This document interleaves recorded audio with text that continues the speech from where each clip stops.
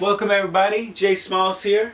Talk a little NBA draft 2014 circa.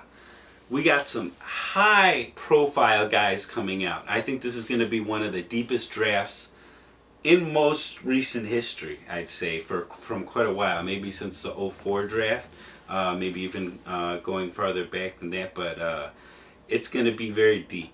Now, you don't have some of the commitments out yet with Jabari Parker. You also had Willie Cauley-Stein also throw his hat out of the rink now, so he's not going to be involved in the draft, which I think is a mistake for him. But hey, go get your education. There's nothing wrong with that. But I want to highlight the quote-unquote blue chip guys who are going to transition well and are very well worth that lottery pick. Now you're looking at Milwaukee, Philadelphia, Orlando, Utah, Boston, Sacramento, Detroit, and I'm not going to count Cleveland. We'll go Denver. We'll be in that mix. Maybe even Philly again, with being in that top 5 range. And Philly could possibly have 2 lottery, deep lottery picks, meaning deep top 5, top 6 picks that can make an immediate impact. So they can be an X factor going into next year, especially with Nerlens Noel and then the Rookie of the Year, Mr. Point Guard. So Andrew Wiggins, everybody has him number 1 on their radar. I don't understand why. This man lacks a lot of integrity as far as he's going to have to grow. I see a lot of T-Mac in him. That's what people are going to. But he doesn't have that X factor as creating his own shot. And defensively, he's just lackadaisical sometimes. So if you're going to spend your first round draft pick on him in first pick, I'd rather trade it.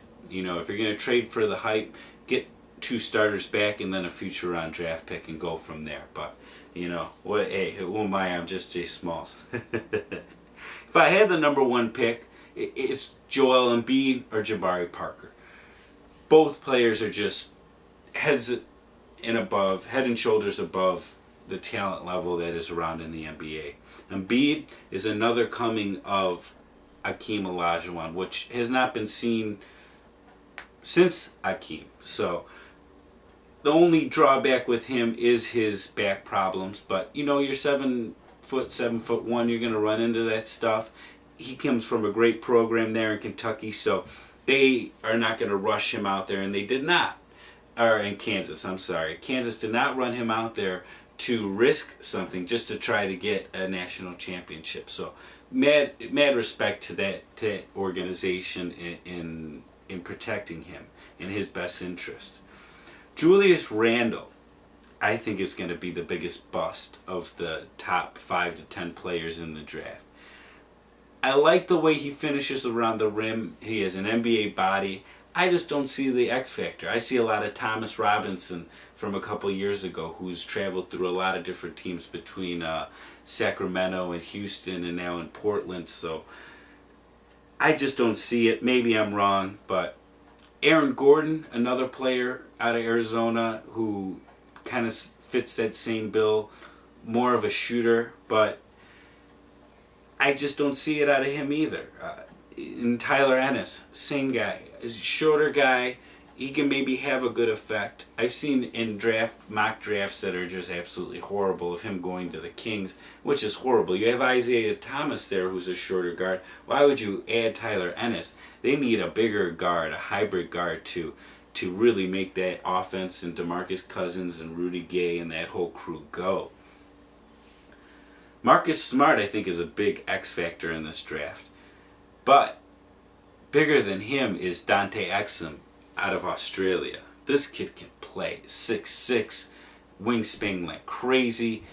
I don't even know how to compare him to anybody. I mean, he has Magic-esque qualities because of his size and what he can do. Defensively, I think he has the DNA to grow into a great defensive player.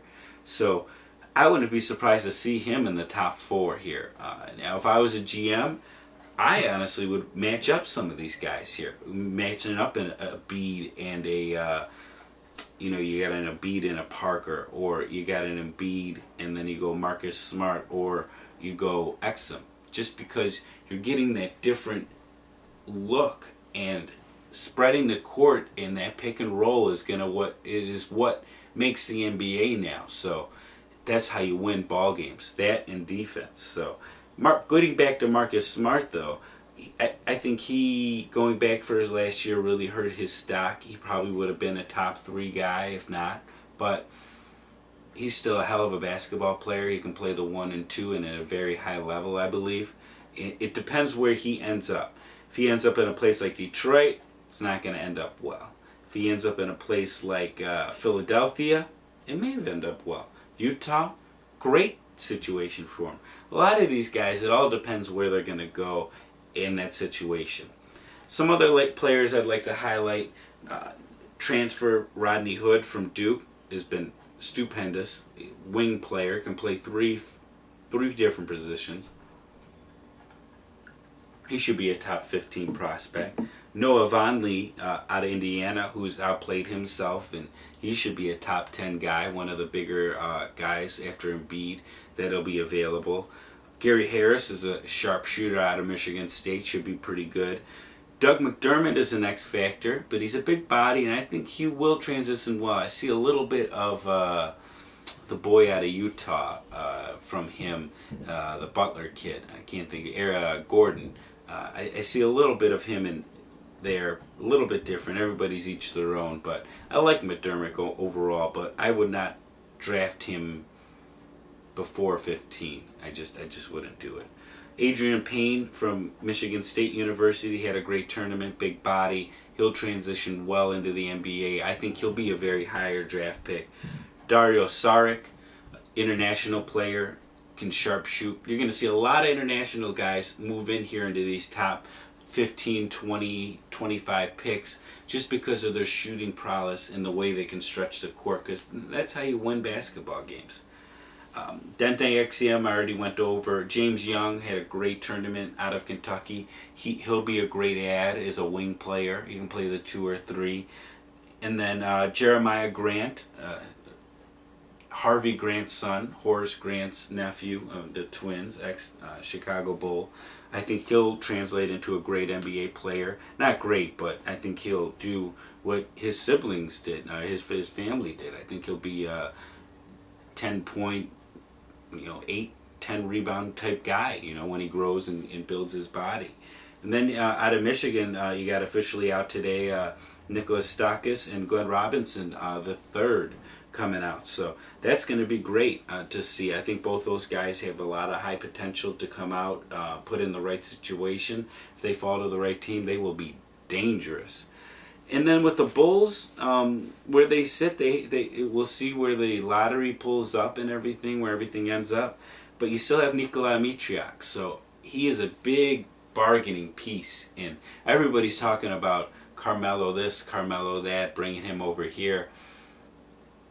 Baby, all you need is love, and that's Kevin Love. So if you got to trade Mitriak and future draft picks, and you can work in some other guys, but as long as you keep your basic core here in Chicago of Joakim and Jimmy and Taj, you're going to be set. So with that being said, it's going to be a good draft getting in here to the NBA. It's a little early, I know, but we got playoffs times going, so the teams that are not going into the playoffs, you got to think ahead. So just trying to help you out there with that. So Jay Smalls, thanks for joining me. Cerebral Sports, Chicago. Google me up. All right. Thank you guys. And let's go Bulls.